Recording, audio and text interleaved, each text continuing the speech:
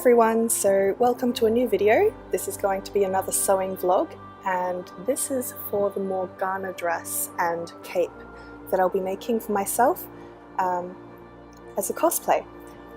So this is the pattern I'll be using. It's Butterick 4377, and I'll be using this dress pattern with this cotton broadcloth material, which is just a dark green. I'm not sure how well that's showing on camera.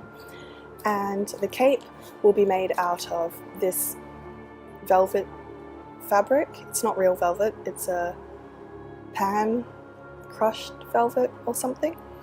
And this one's similar to the Gwen dress material. Yeah, very Christmassy colours actually. So yeah, this is the next project I'll be starting, and I hope you enjoy the video. As always, with any pattern, we start out by cutting out our pattern pieces onto the fabric, and what we decided to do was combine the skirt and bodice pieces together and cut out those long panels all in one, just to eliminate the waist seam that's on the original pattern.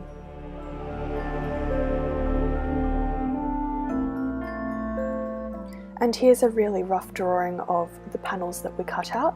So we've got a front, a side front, a back and a side back. All of those were cut out twice. We also cut out the sleeve, and this is a long sleeve that goes down to the wrist. And this is the only shot we got of cutting out the godettes. So the godettes are not actually part of the pattern. We just used whatever fabric we had left, which wasn't much. So what we're doing now is inserting a godette into the front panel, or front two panels. So we've split the front panel into two, so we can have lacing up the front, and then at the bottom of the front panels we're going to have a godette as part of the skirt. So that's what she's pinning into place now. So this might be confusing, but basically this is a front piece, and then we're going to have a godette which is on the fold, which was cut on the fold in the center of the dress. We're going to have one of the smaller godettes here, then the side front panel, then another little godette, the side back panel, and then towards the back will be a back piece, and then a godette which was cut on the fold in the back as well. And that's going to continue on this side as well, obviously. So what we've got here is the front panel, or half of the front panel, because we did cut it in half, and we've got a large gore attached on this side. Well, it's not attached yet, it's just pinned in place. We're yet to sew it, and that's going to attach to the other front panel, which will be here. And on this side we have a smaller gore panel, and that will be attached to the side front panel up here. So hopefully that gives you an idea of what we're trying to do with this dress.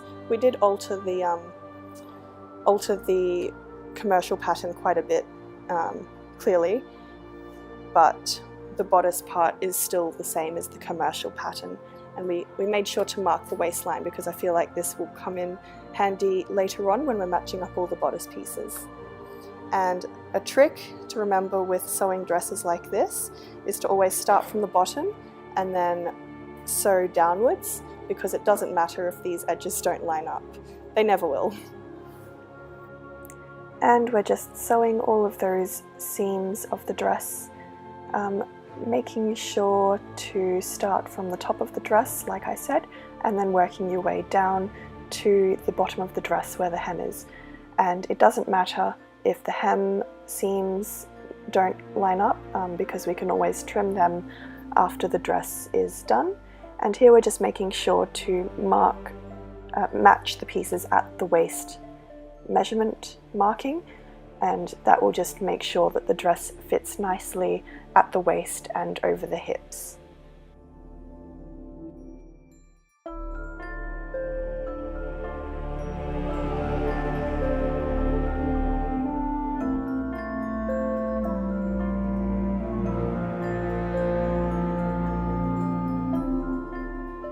So once you've finished sewing all of the seams, you should have something that looks a bit like this.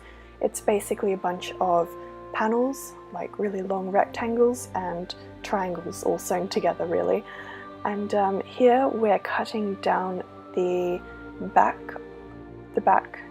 center back panel just to that point there, and inserting a godet into that space. So the back panel is literally just one long rectangle piece, and to give the back some flair, we're adding a godet in the back, and that will also balance out the dress since we've got godets in the sides and the front as well. So we don't want a flat back panel, do we? So just sewing that godet in, and over here I think we're sewing the front godet.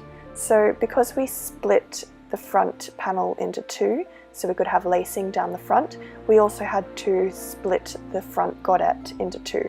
So it's basically like two little half godets in the front. So yeah. And what are we doing here? I think we're still sewing the godet in. Okay, so we're moving on to the sleeve. So this is the sleeve pattern, and we're sewing in the ease stitching, I believe it's called, and this is just stitching that goes along the head of the sleeve and will help ease the sleeve into the arm side of the dress. And make sure to try on the sleeve before you attach the sleeve to the dress. You don't want your sleeve to not be able to fit your arm.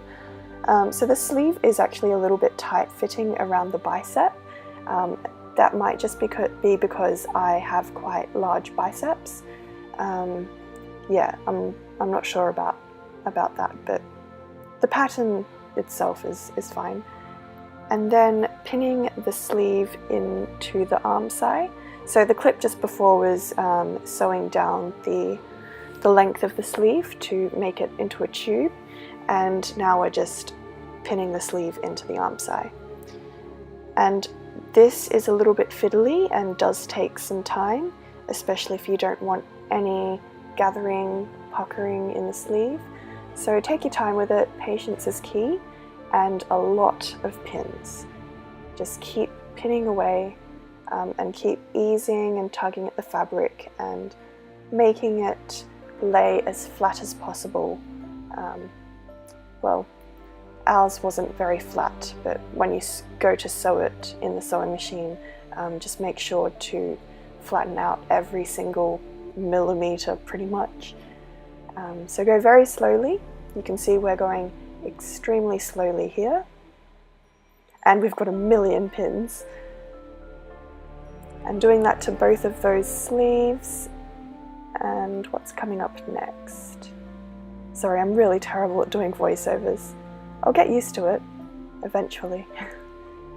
Okay, so we're moving on to the front panel, so the center front, where we're going to put in the lacing. Before we put in the lacing, we need to stabilize that center front seam with some extra fabric.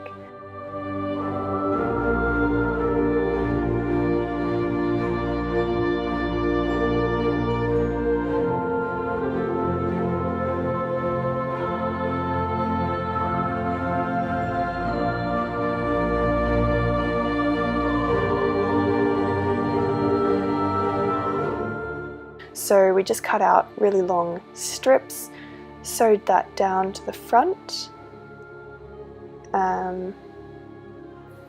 Yeah, basically that's all.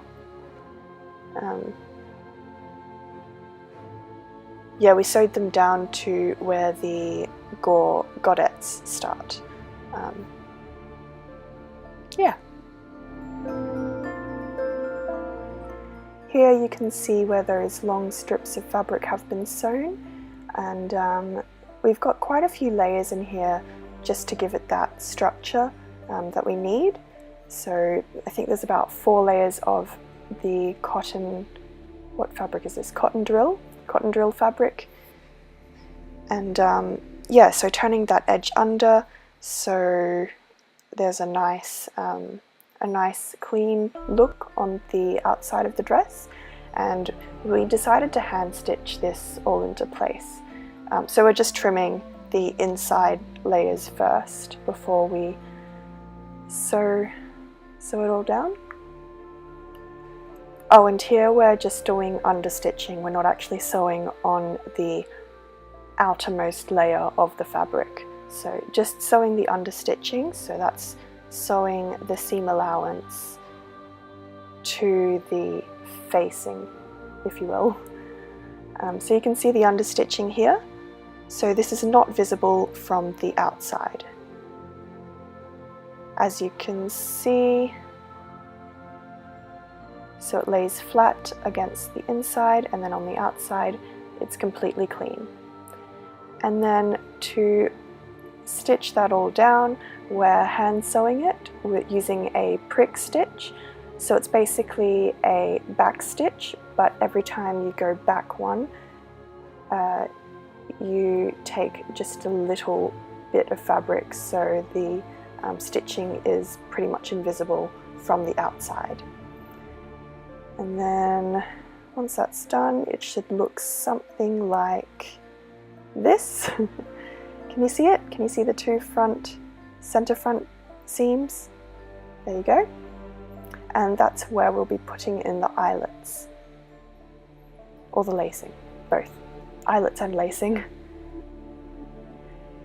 And now we're just marking out where the eyelets will go, and I'm using a chalk pencil thing for this and just eyeballing where they should go. No measuring needed here. And I think I staggered the holes so it would go in a zigzag motion. And then we decided to switch to this yellow chalk because the blue just was not showing up. So you can see that the eyelets are going in a zigzag sort of pattern.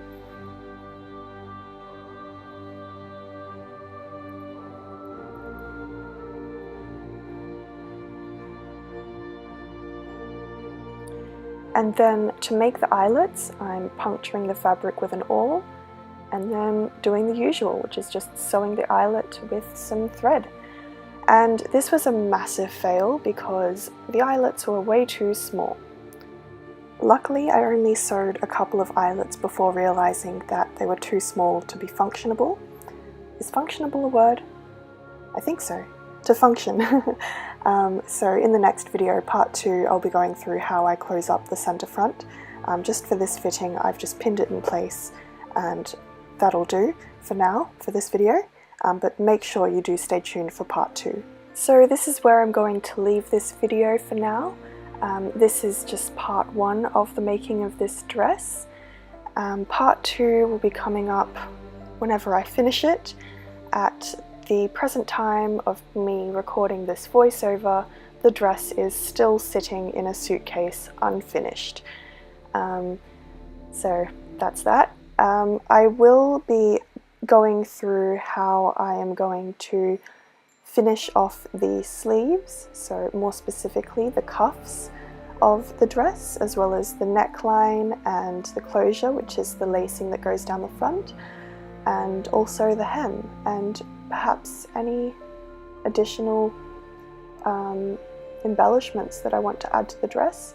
I'm not sure. I have no idea in my head at the moment of what I want to do to it. All I know is that I just want a basic medieval dress. So that's all I've got for this video.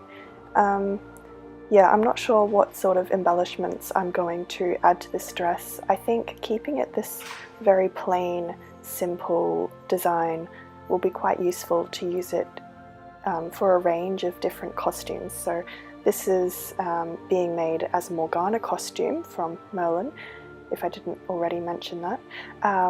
But it's also a good dress for Susan from Narnia. So yeah, it's a good versatile dress if I keep it quite plain and simple, but we'll see. Make sure you click subscribe so you can see when I post part 2 to this video vlog, sewing vlog thing of this medieval dress. See you next time.